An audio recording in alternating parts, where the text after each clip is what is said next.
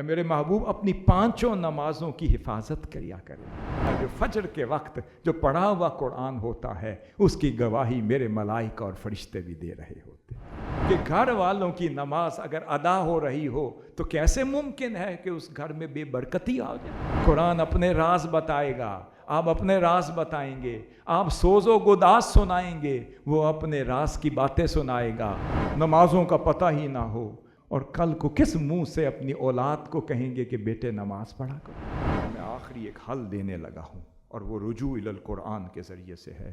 ہمارے گھروں میں فرسٹریشن ہے، ہمارے گھر وسوسوں کی اماج گاہ بن چکے ہیں، ہمارے گھر بعض اوقات بدگمانیوں کی اماج گاہ ہیں، برکت چلی گئی ہے، سکون چلا گیا ہے، اعتماد چلا گیا ہے۔ وہ شوہر بات کرتا ہے بیوی نہیں مانتی، بچہ بات کرتا ہے بہن بھائی نہیں مانتے، یقین کی فضا جو ہے وہ ڈاواں ڈول ہو چکی ہے، تذبذب کا شکار ہے، متزلزل ہو چکی ہے۔ اب اس میں اللہ رب العزت نے یہ حل دیا ہے، سنیے۔ اگر ہم اپنا کھویا ہوا سکون واپس لانا چاہتے ہیں، اگر صحیح معنوں میں ہماری یہ حضور شیخ الاسلام کی شہزادیاں، یہ بیٹیاں جو دعویٰ کرتی ہیں بھئی آپ کی گھریلو زندگی بدل جائے، آپ کی معاشرتی زندگی بدل جائے، آپ منہاجیات ویسے ہو جائیں جیسے ہونا چاہیے، آپ کی تحریکی زندگی بدل جائے، آپ کی تمدنی زندگی بدل جائے، آپ کی معاشرتی زندگی بدل جائے تو انقلاب آپ کا ہے۔ اب اس کا حل عرض کر رہا ہوں۔ اللہ رب العزت نے فرمایا اپنے محبوب علیہ السلام کو، اقم الصلاۃ لدلوک الشمس الی غسق اللیل وقرآن الفجر۔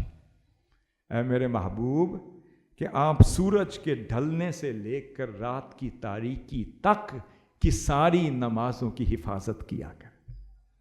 سورج کے ڈھلنے سے لے کر رات کی تاریکی کے چھا جانے تک کی فجر کی نماز، پھر ظہر کی نماز، پھر عصر کی نماز، مغرب کی نماز اور عشاء کی نماز کی کیا حفاظت کرتے رہا کریں۔ پھر فرمایا وقرآن الفجر، اور میرے محبوب فجر کے وقت قرآن کی تلاوت کیا کریں۔ یہ 2 نعمتوں کا ذکر کیا۔ اے میرے محبوب اپنی 5 نمازوں کی حفاظت کیا کریں۔ پھر قرآن جو فجر کے وقت میں پڑھا جائے وہ مجھے بڑا پیارا لگتا ہے۔ کیوں؟ ان قرآن الفجر کان مشہودا، کیونکہ اس وقت فرشتے بھی گواہی دے رہے ہوتے ہیں اور اتر کے آپ کا قرآن سن رہے ہوتے۔ اب 2 چیزیں عرض کر رہا ہوں۔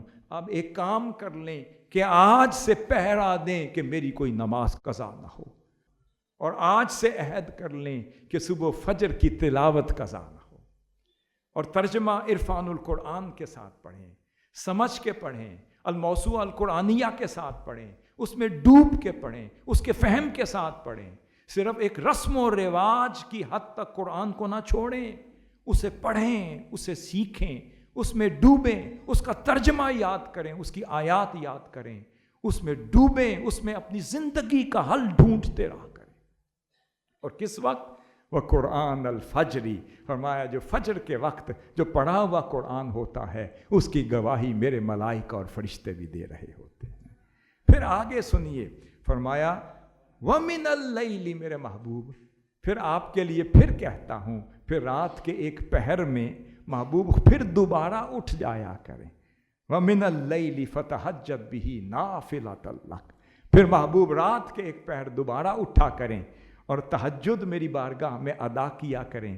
عَسَىٰ أَن يَبْعَثَكَ رَبُّكَ مَقَامًا مَحْمُودًا، کہ پھر ان قریب اللہ رب العزت آپ کو مقام محمود پر بٹھانے والا ہے۔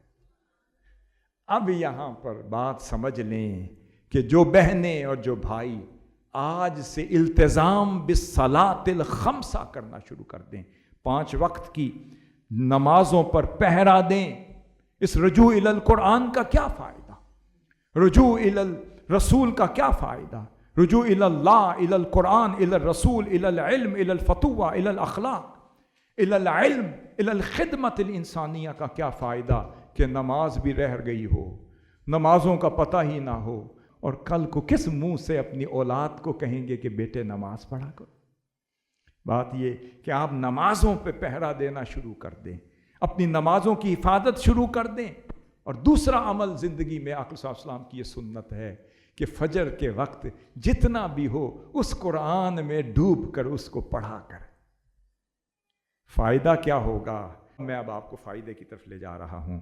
اور پھر فرمایا من اللیل، اور جب فرصت ہو، اگر کوئی پریشانی ہو، میں اب حل دینے لگا ہوں، اگر سنت مطہرہ پہ عمل پیرا ہونا چاہتی ہیں، اپنی زندگیوں کا سکون چاہتی ہیں، اپنے معاشرے کا سکون چاہتی ہیں، ارد گرد کے ماحول کو خوبصورت بنانا چاہتی ہیں، اپنے گھروں کے سکون کو، گھریلو زندگی کو خوبصورت بنانا چاہتی ہیں، تو 5 وقت کی نمازوں کی رکھوالی شروع کر دیں، اور گھر کے ہر فرد کی نماز کی نگہبانی شروع کر دیں۔ بچہ ہے اس سے بھی پوچھیں، بھائی ہے اس سے بھی پوچھیں، بہن ہے اس سے بھی پوچھیں، کوئی خادم ہے اس سے بھی پوچھیں کہ گھر والوں کی نماز اگر ادا ہو رہی ہو تو کیسے ممکن ہے کہ اس گھر میں بے برکتی آ جائے۔ اور اگلی بات یہ کہ اگر پھر مزید برکت چاہیے تو پھر فجر کے وقت قرآن کھول لیا کریں۔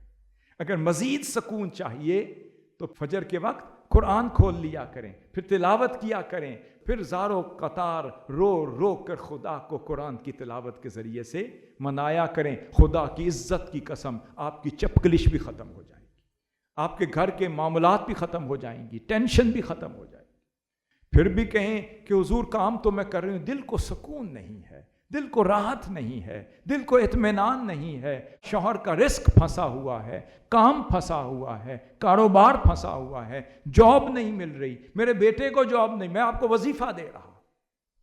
ہم تو سیدھا آنکھ کھولتے ہیں تو کوئی جادو ٹونے والے کے پاس چلے جاتے ہیں، تعویذ لینے کے لیے چلے جاتے ہیں، بابا جی کوئی تعویذ دیں، میرا بچہ گھر نہیں آتا، میرا شوہر رات کو گھر نہیں آتا۔ یہ بھول جاتے ہیں کہ اللہ رب العزت نے تعویذ تو خود قرآن میں دے دیا۔ پورا قرآن تعویذ ہے، پورا قرآن ورد ہے، پورا قرآن برکت ہے، پورا قرآن رحمت ہے۔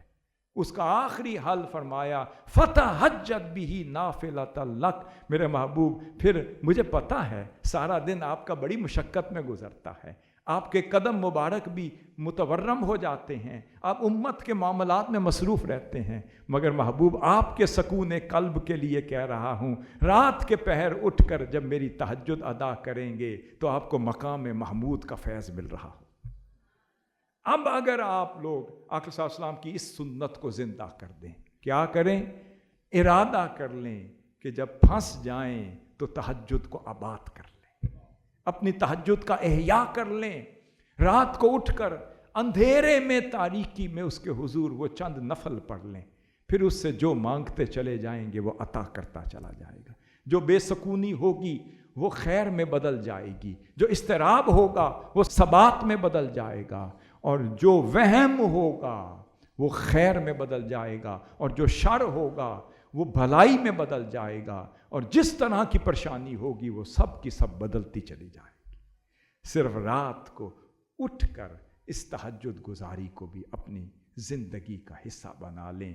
اگر رجوع الی القرآن کا کامل فیض چاہیے، پھر غور کریں گے تو قرآن آپ سے باتیں کرے گا، پھر آپ قرآن سے بات کریں گے، قرآن اپنے راز بتائے گا، آپ اپنے راز بتائیں گے، آپ سوز و گداز سنائیں گے، وہ اپنے راز کی باتیں سنائے گا، آپ اس سے باتیں کریں گے، وہ اپنی حکمتیں سنائے گا، آپ اپنے مسئلے سامنے رکھیں گے، وہ آیات خود کھل جایا کریں گی جو آپ کے مسئلوں کا حل لے کر بیٹھی ہیں۔